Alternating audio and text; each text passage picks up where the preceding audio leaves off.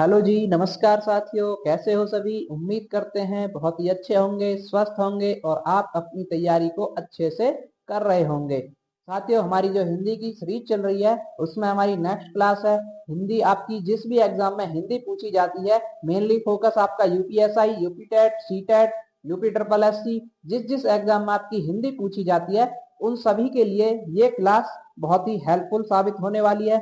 तो चलिए ज्यादा देर ना करते हुए अपनी क्लास को शुरू करते हैं। आज का क्वेश्चन नंबर फर्स्ट, निम्न में से कौन सी ध्वनि महाप्राण नहीं है?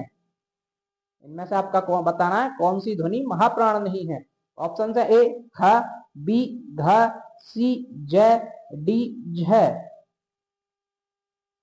तो फ्रेंड्स यहाँ पर आपका सही जवाब होगा ऑप्शन नंबर सी, जय। जो जय ध्वनि है वो महाप्राण नहीं है, बाकी ख, घ और झ ये सभी महाप्राण होते हैं। ऑप्शन आपका यहाँ पर सी सही होता है। चलिए अगले क्वेश्चन पर चलते हैं। क्वेश्चन नंबर 2, अघोष वर्ण कौन सा है? इनमें से आपको बताना है अघोष वर्ण कौन सा है। ऑप्शन है ए बी जय, सी है, या डी स। तो दोस्तों यहाँ पर आपका सही जवाब होगा ऑप्शन नंबर डी, स। जो स है ये अघोष वर्ण होता है, बाकी ए है जय ये आपके सघोष वर्ण है। ऑप्शन आपका यहाँ पर डी सही होगा। चलिए अगला क्वेश्चन, क्वेश्चन नंबर 3, उज्ज्वल का सही संधि विच्छेद है। जो उज्ज्वल शब्द होता है उसका संधि विच्छेद क्या होगा? बताना आपको, बताइए। उज्ज्वल, उज्ज्वल का संधि विच्छेद। ऑप्शन है ए उत प्लस ज्वल, बी उज प्लस ज्वल, सी उज प्लस वल, या डी उजु प्लस ज्वल। तो देखिए दोस्तों यहाँ पर आपका राइट आंसर होगा ऑप्शन नंबर ए, उत प्लस ज्वल। ये उत तय में नीचे हलंत लगेगा, उत ये वाला प्लस ज्वल, ये आपका हो जाएगा उज्ज्वल। उज्ज्वल की वर्तनी भी आती है, बहुत बार पूछी गई है। तो इसमें दोनों जा जो है ये आधे आधे होते हैं, आधा जा व ल, ये वर्तनी भी पूछी जाती है। तो यहाँ पर आपका राइट आंसर होगा ऑप्शन नंबर ए। चलिए आगे चलते हैं। क्वेश्चन नंबर 4, दिगंबर का सही संधि विच्छेद है। जो दिगंबर है इसका संधि विच्छेद करना आपको। ऑप्शन है ए दिग प्लस अंबर, बी दी प्लस गंबर, सी दीग प्लस अंबर, या डी दिक प्लस अंबर। तो फ्रेंड्स यहाँ पर आपका सही जवाब होता है ऑप्शन नंबर डी, दिक प्लस अंबर। आपका मिलके हो जाएगा दिगंबर। ऑप्शन आपका यहाँ पर डी सही होता है। आपको बताना है कमेंट में कि दिगंबर दिक प्लस अंबर है ये, इसमें आपको आपकी कौन सी संधि है। चलिए आगे चलते हैं। क्वेश्चन नंबर 5, परमानंद में कौन सा समास है? ये कौन है कौन नहीं, ये टाइपिंग मिस्टेक हो गई है। कौन सा समास होगा? परमानंद में कौन सा समास होगा? ऑप्शन है ए द्वंद्व समास, बी कर्मधारय समास, सी अव्ययभाव समास, या डी बहुव्रीहि समास।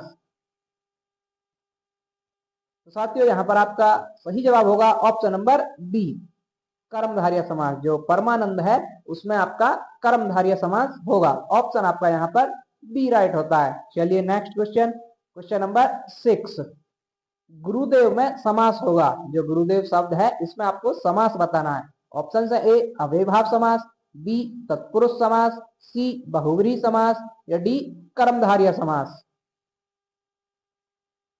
तो साथियों यहाँ पर आपका राइट आंसर होगा ऑप्शन नंबर डी, कर्मधारय समास। जो गुरुदेव शब्द है इसमें आपका कर्मधारय समास होगा। ऑप्शन आपका यहाँ पर डी सही होता है। चलिए आगे चलते हैं। क्वेश्चन नंबर 7, कर्तरी शब्द का तद्भव रूप क्या होगा? ये जो कर्तरी शब्द है इसका आपको तद्भव रूप बताना है। ऑप्शन है ए कैंची, बी कचहरी, सी कर्ता, डी करतब। तो साथियों यहाँ पर आपका राइट आंसर होगा ऑप्शन नंबर ए कैंची। जो कर्तरी है उस शब्द उसका तद्भव रूप होगा वो होगा कैंची, कैंची तद्भव रूप होगा। ऑप्शन आपका यहाँ पर ए सही होता है। चलिए आगे चलते हैं। क्वेश्चन नंबर 8, रक्षा सूत शब्द का तद्भव रूप क्या है? जो ये रक्षा सूत शब्द है इसका आपको तद्भव बताना है। ऑप्शन है ए राख, बी राजपूत, सी राखी, डी रस्सी। तो फ्रेंड्स यहाँ पर आपका राइट आंसर होगा ऑप्शन नंबर सी, राखी।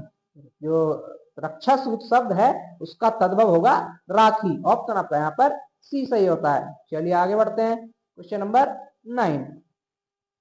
उल्लास का विलोम शब्द होगा, जो उल्लास शब्द होता है उसका विलोम बताना आपको। ऑप्शन है ए विषाद, बी उमंग, सी वैमनस्य या डी प्रसन्नचित्त। तो फ्रेंड्स यहाँ पर आपका सही जवाब होगा ऑप्शन नंबर ए विषाद। जो उल्लास शब्द है उसका विलोम होगा आपका विषाद। ऑप्शन आपका यहाँ पर ए सही होता है। चलिए आगे चलते हैं। Question number 10। सम्मुख का विपरीतार्थक है, यानी कि सम्मुख शब्द जो है इसका विलोम बताना आपको। ऑप्शन है ए दुर्मुख, बी सुमुख, सी विमुख, डी इनमें से कोई नहीं। तो साथियों यहाँ पर आपका राइट आंसर होगा ऑप्शन नंबर सी विमुख। जो सम्मुख शब्द है उसका विलोम होगा विमुख। ऑप्शन आपका यहाँ पर सी सही होता है। चलिए नेक्स्ट क्वेश्चन, क्वेश्चन नंबर 11। रात्रि का पर्यायवाची है, जो रात्रि शब्द है इसका पर्यायवाची बताना आपको। ऑप्शन है ए सौदामिनी, बी सरवरी, सी क्षण प्रभा या डी चपला। तो साथियों यहाँ पर आपका सही जवाब होगा ऑप्शन नंबर बी सरवरी। जो रात्रि का पर्यायवाची होगा इनमें से वो होगा सरवरी। ऑप्शन आपका यहाँ पर बी सही होता है। चलिए नेक्स्ट पे चलते हैं। अगला क्वेश्चन, क्वेश्चन नंबर 12। जिसे व्याकरण का ज्ञान हो, वाक्यांश के लिए एक शब्द होगा। ऑप्शन है ए भाष्य, बी लेखक, सी व्याकरण, डी अध्यापक। तो फ्रेंड्स यहाँ पर आपका सही जवाब होगा ऑप्शन नंबर सी व्याकरण। इसको व्याकरण बोलते हैं। ऑप्शन आपका यहाँ पर सी सही हो जाएगा। चलिए नेक्स्ट आपका क्वेश्चन नंबर 13। काले तिल चबाना मुहावरे का अर्थ है। ऑप्शन है ए पराधीन होना, बी जलावतन करना, सी गुस्सा होना या डी दीर्घायु होना। तो साथियों यहाँ पर आपका सही जवाब होगा ऑप्शन नंबर ए पराधीन होना। काले तिल चबाने मुहावरे का अर्थ होगा पराधीन होना। ऑप्शन आपका यहाँ पर ए सही होता है। चलिए आगे बढ़ते हैं। Question number 14। गहने अलमारी में हैं, वाक्य में कारक है। ये कारक नहीं कारक है। जो गहने अलमारी में रखे हैं इसमें कारक बताना आपको। ऑप्शन है ए करण कारक, बी अधिकरण कारक, सी संबंध कारक, डी अपादान कारक। तो साथियों यहाँ पर आपका राइट आंसर होगा ऑप्शन नंबर बी अधिकरण कारक। जो गहने अलमारी में रखे हैं उसमें आपका अधिकरण कारक होगा। ऑप्शन आपका यहाँ पर बी सही होता है। अधिकरण कारक में होता है मैं पर जो वर्ड आ जाते हैं वहां पर अधिकरण कारक होता है। जैसे इसमें मैं आ गया, अलमारी गहने अलमारी में रखे हैं तो अधिकरण कारक हो गया। आपका बी ऑप्शन राइट हो गया। चलिए नेक्स्ट क्वेश्चन, क्वेश्चन नंबर 15। निम्न में भाववाच्य बताइए, यानी कि इनमें वाक्यों में से कौन सा भाववाच्य होगा। ऑप्शन है ए तुम फूल तोड़ोगे, बी अब चला जाए, सी बच्चे खेल रहे हैं, डी पुस्तकें लिखी जाएंगी।